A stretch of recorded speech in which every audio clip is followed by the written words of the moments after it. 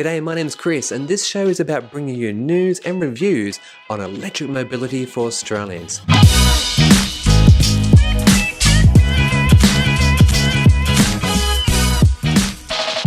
Last week I attended Renew Energy's EV Expo in Melbourne. The weather was great, exhibitors were many, attendance was high. The layout was much like last year, with a covered shed area containing various displays, an outdoor area with like bikes and scooters, as well as people's own EV conversions that they've done, a section on the go-kart track where you could actually test ride the bikes and scooters, and there were some electric cars that you could actually test drive. So let's jump into the footage and I'll give you all the information that I can.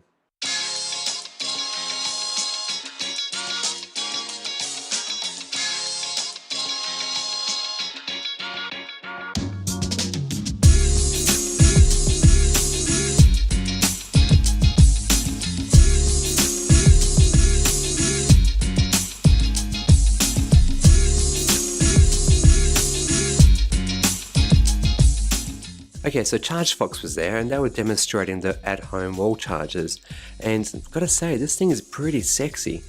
But ChargeFox has actually been signed up with Audi, Hyundai, Jaguar and Mercedes, so you can do these installs at home for a few $1,000s, or get this, they're also going to start rolling out 350 kilowatt superchargers around the country, so watch out for them in the future. Now this is fascinating. EnviroStream was here, and these guys are actually situated in Gisborne, Victoria, Australia, and they do an enclosed battery processing service. The Plug Me In guy was there, but oh my gosh, I think I missed him. I might have said hi, I'm not very sure. Nonetheless, this is impressive. This chap has gone from the Netherlands all the way to Sydney, Australia. In fact, actually circumnavigated Australia already. And how it worked was that people would actually offer up to house him, feed him, and importantly, charge his electric car, and he did this with absolutely no money whatsoever. Now you may actually seen this story on like Fully Charged, ABC News, Business Insider, The Guardian, Channel 7, you name it.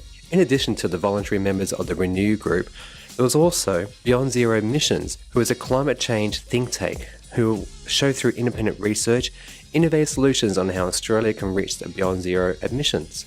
So all in all, there's about a dozen exhibitors in the shed area, and I won't show them all here, but this is encouraging. We had a next generation of teenagers who have formed a riding club, and they were trying to drum up support and get some members to show what fun can be had with electric mobility. So moving outside, Renault was here once again demonstrating the Zoe. Went for a little drive in it, and gotta say, it's a pretty nice car. Well finished, pretty nice interior, with everything you would expect in a small car.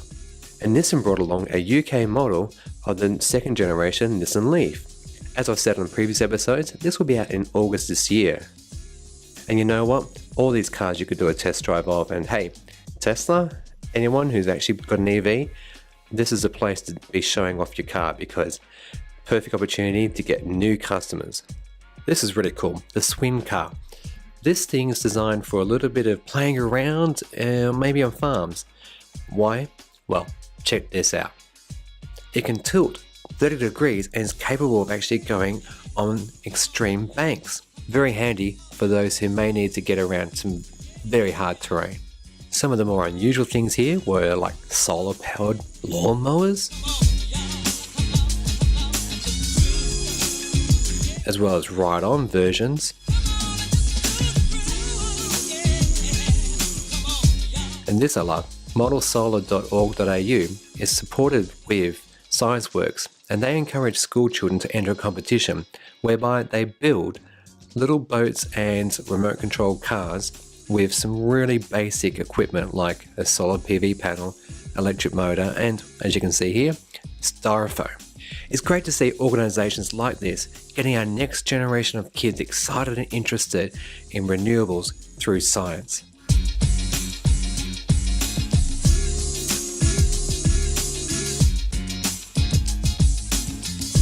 Getting into bikes and scooters, there's a wide range of products here, from Rev Bikes, who can convert your current two-wheeler to an electric capable version,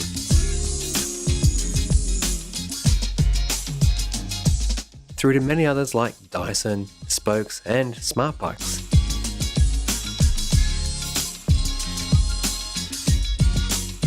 Can I say, the size of electric motors was intriguing in that they range from street legal 200 watts, but typically were 300 watts to, well, get this, 2000 watt motors capable of speeds up to 55 kilometers per hour.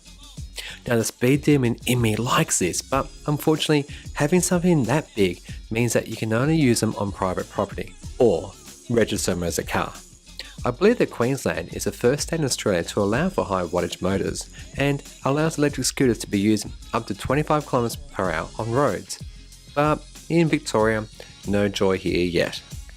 Now this is important to our future as adoption of public transport is often a barrier for many as, well, the last mile, that is the distance between your home, transport and work, is often not covered by public transport, meaning that people will revert to their cars and clog up our roads and, well, unless it's an EV, pollute.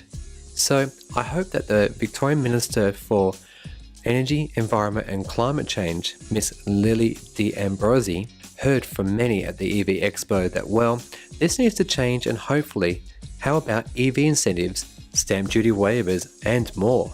Yeah, that would be awesome.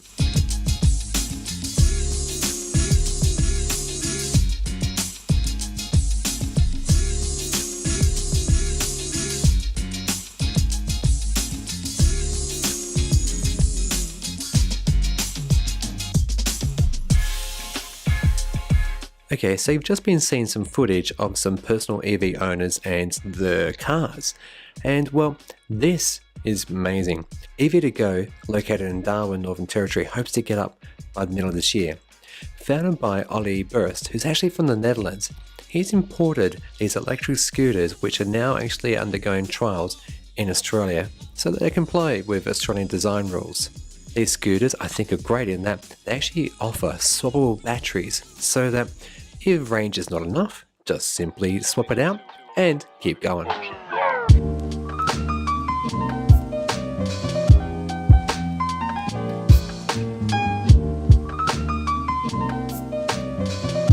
Now this Fiat 500e is incredible. The guy who owns it actually did two things. He imported a right-hand drive version from Europe and a left-hand written off version from America, and he combined the two to make this beautiful car.